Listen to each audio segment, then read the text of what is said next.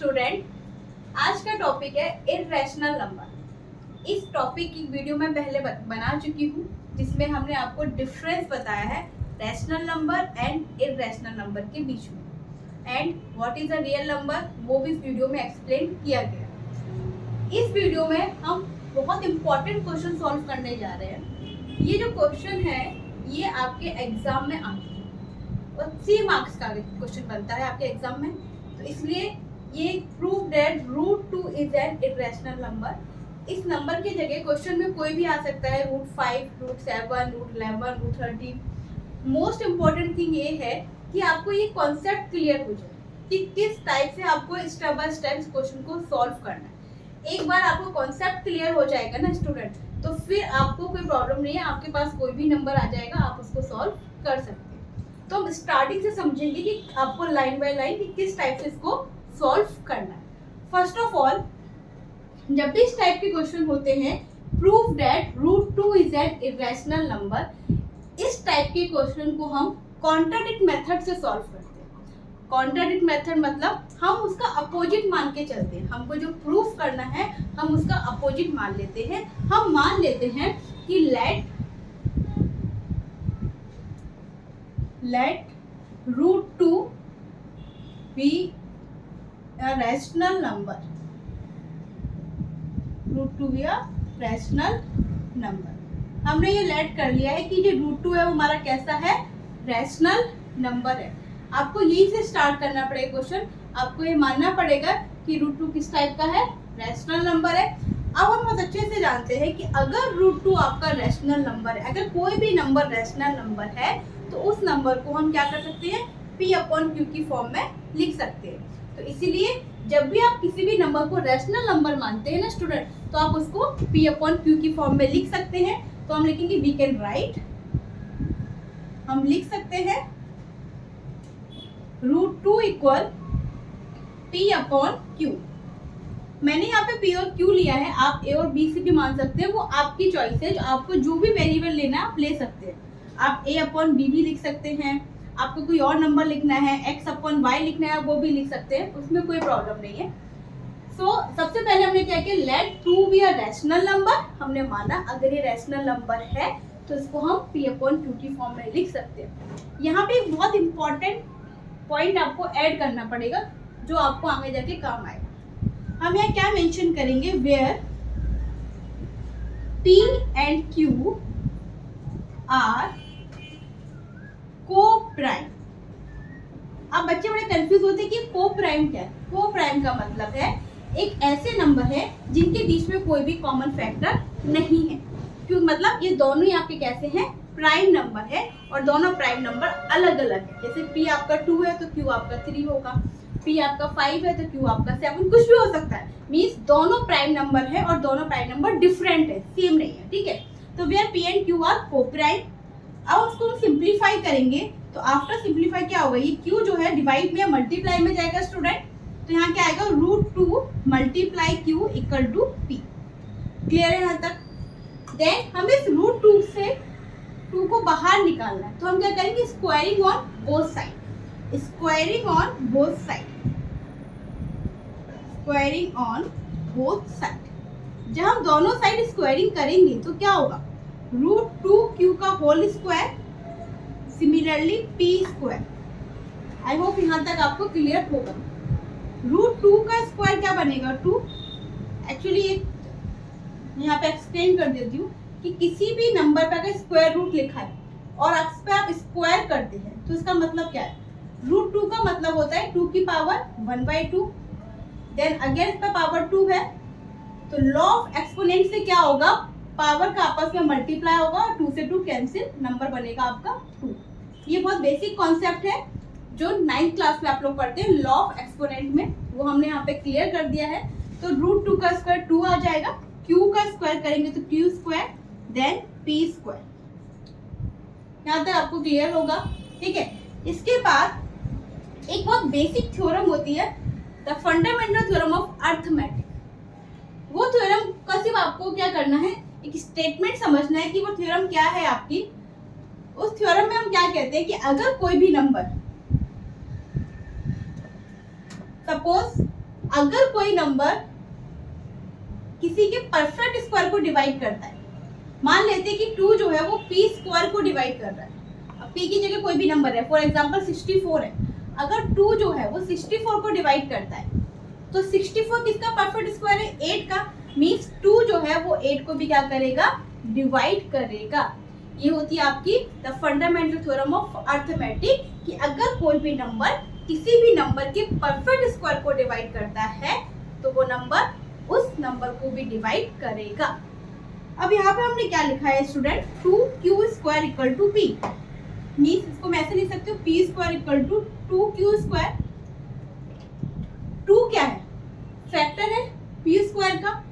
q square क्या है? Factor है p स्क्वायर का। तो फॉर एग्जांपल अगर आप लिखते हैं यहाँ पर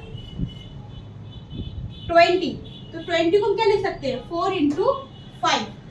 4 इंटू 5 मीन्स 4 क्या है? 20 का फैक्टर है। 5 क्या है? 20 का फैक्टर है। तो ये दोनों नंबर क्या करते हैं? 20 को डिवाइड करेंगे। अगर कोई भी नंबर किसी का फैक्टर है तो क्या करता है? उसको कंप्लीटली डिवाइड करता है।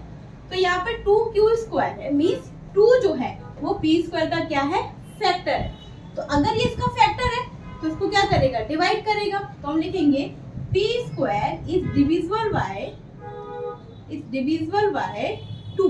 हमने क्या बोला कि जो p स्क्वायर है वो 2 से डिवाइड होता है। क्लियर है यहाँ तक? तो अगर p स्क्वायर 2 से डिवाइड होता है स्टूडेंट, तो हमने पता है कि अगर कोई नंबर किसी नंबर के परफेक्ट स्क्वायर को डिवाइड करता है ना, तो वो नंबर उसको भी डिवाइड करेगा। मतलब p is also divisible by 2। मतलब इसका मतलब है कि जो p जो है वो 2 से भी क्या होगा? डिवाइड होगा। क्लियर है यहाँ तक बच्चे? अब हमें क्या करना है? अगर p को 2 डिवाइड कर रहा है, इसका मतलब क्या है? 2 क्या है? p का फैक्टर है। 2 is a factor of p, तभी तो उसको डिवाइड कर रहा है। तो हम कर सकते हैं late p equal to 2c। आप यहाँ पे कोई भी नंबर वेरिएबल ले सकते हैं। मैंने यहाँ पे c लिया है तो हमने कर दिया। दिस इज द इक्वेशन 1 थी बच्चे, इसको यहाँ मेंशन कर लेना, इक्वेशन 1। ओके, अब हम क्या कर रहे हैं? यहाँ पर हमने लेट किया कि p इक्वल टू 2c। अब बच्चे पूछते हैं c क्या है? c मतलब integer. c is a integer. देखो मैंने बोला कि p2 जो है वो p को डिवाइड कर रहा है, मतलब 2 तो p का फैक्टर है, कंफर्म है। अब 2 के साथ कोई और नंबर भी तो मल्टीप्लाई में हो सकता है ना। अगर आप बोलते हैं कि 8 को आप सॉल्व करते हैं तो 8 को आप 2 इंटू 4 लिख सकते हैं ना, क्योंकि 2 8 का फैक्टर है तो 4 भी तो 8 का फैक्टर है। इसलिए हमने यहाँ पे c लिया है। किसी की जगह कोई भी इंटीजर हो सकता है, हमें नहीं पता है। तो p equal to 2c। I think यहाँ तक बच्चे आपको क्लियर होगा। इसके बाद हम क्या करेंगे? ये जो वैल्यू आपने निकाली है late p equal to 2c, इसको हम इक्वेशन 1 में पुट करेंगे। Put p equal to 2c in equation 1 में हम पुट करेंगे। जैसे हम 1 में पुट करेंगे यहाँ पर, तो यहाँ क्या है? आपका p स्क्वायर है। क्या है बच्चे? p square. तो p स्क्वायर, p की जगह कितना आ जाएगा? 2c का whole square equal to q square. I think यहाँ तक क्लियर होगा। इसको हम जब सॉल्व करेंगे तो 2 का square 4, c square 2q square, 2 जो है 4 को डायरेक्टली कैंसिल कर देगा, तो 2c square equal to q square. Okay, इसको हम ऐसे लिख सकते हैं q square equal to 2c square. अब फिर से कोई बात रिपीट हो कि 2 जो है वो क्या है? q स्क्वायर का क्या है? फैक्टर है। तो अगर 2q स्क्वायर का फैक्टर है तो 2 क्या कर रहा है? q स्क्वायर को डिवाइड कर रहा है। कोई भी नंबर का फैक्टर तो उसको डिवाइड करता है ना, ये तो हमें पता है। तो हमने लिखा q square is divisible by 2। अगर q स्क्वायर 2 से डिवाइड हो रहा है तो q is also divisible by 2। अब यहाँ पे क्या हुआ? हमने जो स्टार्टिंग में बोला था p एंड q आर को prime, means p and q में कोई भी फैक्टर कॉमन नहीं है, बट यहाँ पे 2 भी p को डिवाइड कर रहा है, 2 q को भी डिवाइड कर रहा है, मीन्स एक कॉमन फैक्टर तो आ गया। टू जो है वो p का भी फैक्टर है, टू जो है वो q का भी फैक्टर है। तो इस केस में हमने जो लेट किया था वो गलत हो गया। हम तो कह रहे थे कि p और q को प्राइम है, उनके बीच में कोई भी फैक्टर कॉमन नहीं है, बट स्टूडेंट यहाँ पे 2p को भी डिवाइड कर रहा है, 2q को भी डिवाइड कर रहा है। तो अब हम क्या लिखेंगे, since at least 2 the factor of p and q, हमने क्या बोला कि कम से कम p and q में since at least 2 is a common factor of 2 is a common factor 2 is a common factor of p and q। हम क्या बोल रहे हैं, क्योंकि कम से कम 2 जो है वो क्या है, p और q का क्या है, कॉमन फैक्टर है। तो मीन्स हमने जो बोला था वो गलत हो गया, this is contradict, but p and q are coprime. अब यहाँ पे दो अलग अलग बातें आ रही है। पहली बात आप कह रहे हैं कि p और q कैसे हैं, इनके बीच में 2 कैसा है, कॉमन फैक्टर है। यहाँ पे आप कह रहे हैं p and q are coprime, तो जो आपका स्टेटमेंट था ये रॉन्ग हो गया, but p and q are coprime, so this is contradict. हम क्या लिखेंगे, ये बात गलत है, so this is contradict. Contradict हमने जो माना था वो गलत है, तो our assumption was wrong, our assumption was wrong. हमने जो माना था वो गलत हो गया। Hence root two is an irrational number, so root 2 is an irrational number। यहाँ पे ये बहुत इंपॉर्टेंट है, ये आपको जो लाइन है ये पूरा है इंपॉर्टेंट है, आपको लिखना है कि सिंस कम से कम एक 2 is a common factor of p and q, कि 2 तो उन दोनों में कॉमन फैक्टर है, but p and q are coprime. आप बोल रहे हो कि p and q कैसे को प्राइम, दिस इज कॉन्ट्राडिक्ट। ये बात तो एक दूसरे के अपोजिट हो गई, जो हम यहाँ पे कुछ और कह रहे हैं, यहाँ पे हम कुछ और कह रहे हैं। So our assumption was wrong, हमने जो माना था वो गलत है। Root 2 is an irrational number. ये कॉन्सेप्ट बहुत इंपॉर्टेंट है। आई होप ये आपको बच्चे क्लियर हुआ होगा। Thank you so much for